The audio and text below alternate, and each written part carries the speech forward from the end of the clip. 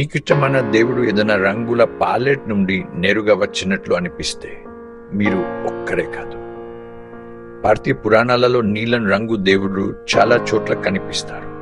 అయితే ఈ నీలం రంగు వెనుకున్న అర్థం ఏమిటి? భారతీయ పురాణాలలో కృష్ణుడు వంటి దేవుడు విష్ణువు మరియు శివుడు తరచుగా నీలం రంగు చర్మంతో కనిపిస్తారు. అయితే ఇది జాతి లేదా రూపం గురించి కాదు, ఇది పూర్తిగా ప్రతీకవాదం గురించి. నీలం రంగు అంతాన్ని సూచిస్తుంది. ఆకాశం లేదా సముద్రం వలె విశాలమైన, రహస్యమైన మరియు సాధారణ మానవ పరిధికి మించినది. దేవుడును నీలం రంగులో చిత్రించడం ద్వారా కళాకారులు వారి విచు స్వభావాన్ని చూపుతారు మరియు దేవత్వంతో వారి సంబంధాన్ని చూపిస్తారు. కృష్ణుడి నీలం రంగు చర్మం, ఇది అతని అపరిమిత ఆకర్షణకు మరియు అతని విష్ణు ప్రేమకు సూచన.